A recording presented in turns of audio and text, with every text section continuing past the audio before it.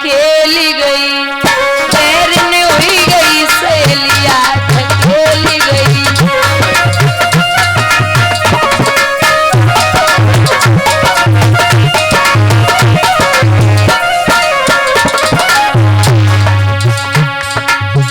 विप्र शुक्र की अमय बेटी विप्र,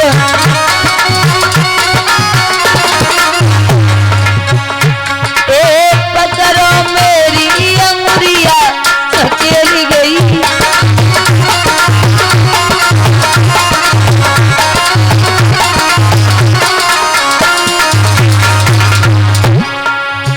देवयानी है नाम हमारो,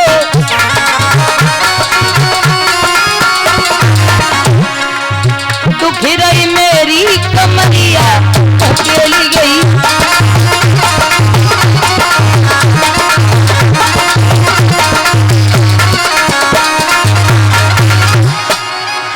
मैं ब्राह्मण की लड़की हूँ। राजा बोले हाथ छोड़, हाथ छोड़। बोले क्यों? बोले पहले हाथ छोड़ दे। बोले महाराज पहले तो पकड़ा नहीं किसी का हाथ, तब अगर पकड़ लिया तो जीवन पर्यंत तक छोड़ने वाली नहीं। राजा बोले हाथ छोड़ रही ना छोड़ रही, तू ब्राह्मण की लड़की, मैं यादव वंश का हूँ, तेरी मेरी शादी नहीं हो सकती। देवयानी बोली स्टाम्प पेपर लिख के आए ब्याह नहीं हुई है। किसने बोल दिया? शादी तो होके ही रहेगी। क्यों? बुजुर्गों याद रखना, जो देवयानी है गुरु बृहस्पति के लड़के थे कच, ये शुक्राचार्य जी के यहाँ संजीवनी विद्या सीखने के लिए आए तो देवयानी कच पर मोहित हो गई। कच से कहा कि हमारे साथ विवाह कर लो। कच ने कहा कि तू मेरे गुरु की लड़की है, मेरी पूजनीय है, मैं विवाह नहीं कर सकता। देवयानी ने कहा कि अगर तू विवाह नहीं करेगा तो मैं तुझे श्राप देती हूँ, जितनी विद्या मेरे पिता ने तुझे सिखाई है सब छीड़ हो जाए। विद्या छीड़ हो गई तो कच ने कहा कि अगर तू ऐसे बोल रही है तो जा, मैं भी तुझे श्राप देता हूं कि तुझे भी कोई ब्राह्मण शादी करके नहीं ले जाएगा, तू भी एक यादव के साथ में जाएगी। बोले महाराज हमें कच का श्राप लगाए, आप हाथ न छोड़े। राजा वहां से झटका मार के बढ़े।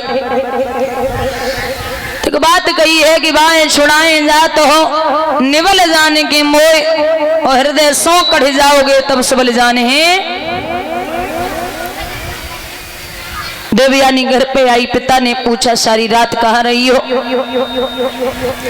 बोले आपके तो शिष्य हैं, उनकी बेटी ने हमारा अपमान किया, आपको भिखारी, हमें भिखारी ने बोला है। कलाई पकड़ी, कलाई पकड़ के लेके चले। बृहस्पतिवार ने रोका, महाराज कहाँ जा रहे हैं? बोले जिस राज्य में गुरु का अपमान होता उस राज्य में गुरु को नहीं रहना चाहिए, आप जो बोलेंगे वैसा ही होगा। महाराज आप कहीं मत जाइए, एक शर्त पर रुकूंगा। शर्त क्या है कि जब मेरी बेटी की शादी हो तो तेरी बेटी मेरी बेटी के साथ में दासी बन के जाए। शर्त मंजूर है। राजा याति को खबर दी गई तो शुक्राचार्य जी की बात राजा याति ने नहीं टाली। बारात लेके आए, बड़े विधि विधान के साथ में शादी संपन्न हुई। लेकिन ब्राह्मण ने अपने दामाद को अकेले में ले जाके समझाया और कहा है कि जो दासी के रूप में जा रही है शर्मिष्ठा नाम की लड़की, शुक्र ने विदा के समय कहा राजन इसका विश्वास न हो और पत्नी व्रत को कायम रखना, दासी संग भोग विलास न हो। ये दासी जा रही है, इसके आसपास आप नहीं भटकेंगे वरना हमसे बुरा कोई नहीं होगा। विदा कर रहे हैं शुक्राचार्य। अच्छा एक बात बताइए, जैसे ब्राह्मण की बेटी यादव के लिए हो जाए तो ब्राह्मणों के यादव कौन हुए? मुंह से बोला करो थोड़ा, हैं? अच्छा लगता सुनने में मुझे। मान हो गई, ये तो पता ही होगा, बहनोई जो भी है, जीजा जो भी। तो यहाँ बिटिया को विदा करते हैं शुक्राचार्य की बात कही लाड़ो।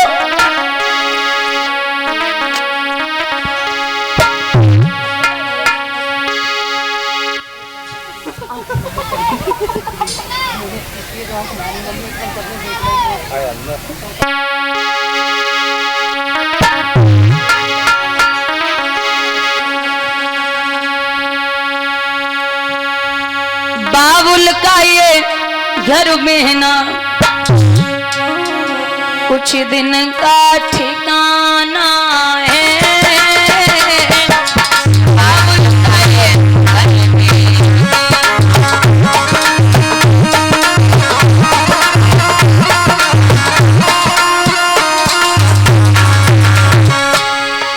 बाबुल का ये घर में ना कुछ दिन का ठिकाना है। कायदे से बैठो, कायदे से बैठा नहीं जा रहा।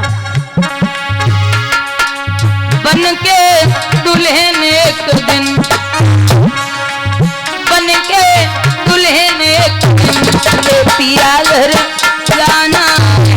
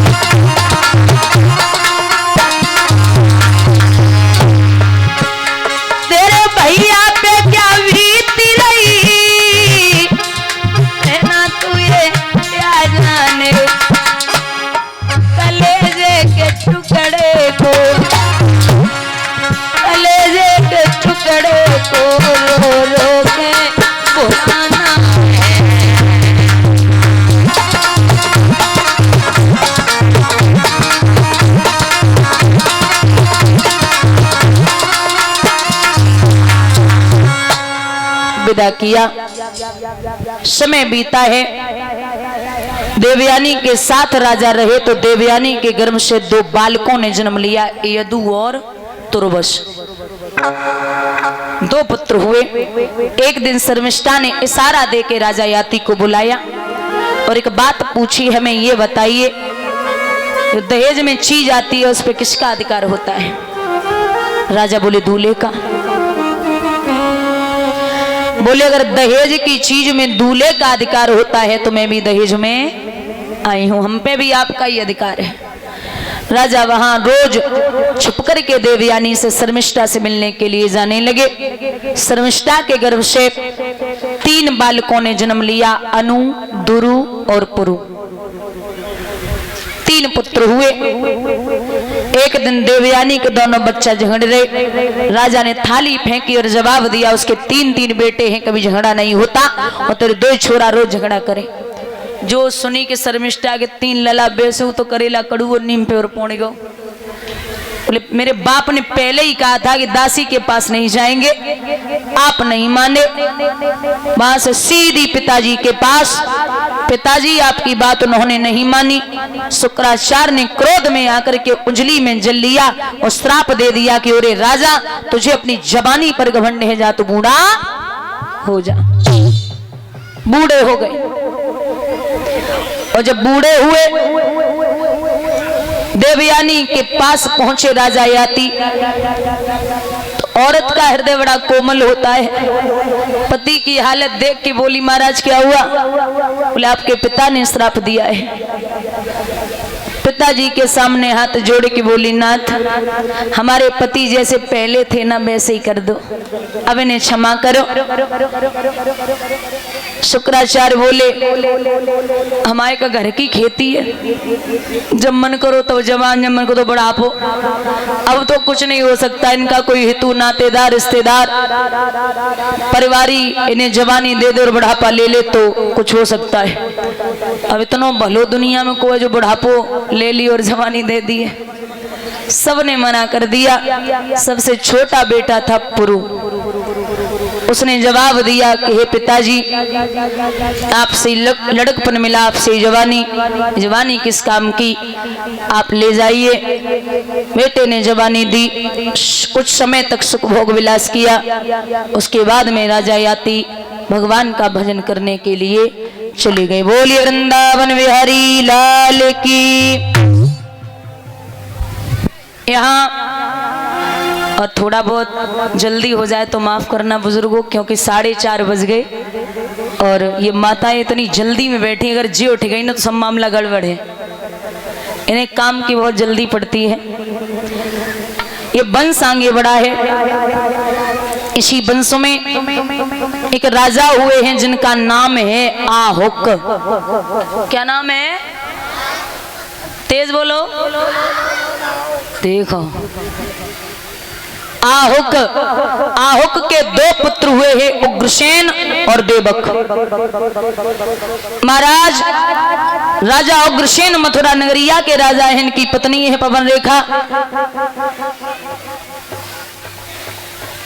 ये प्रमाण मिलता है कि ये जो राजा उग्रसेन का पुत्र था कंस,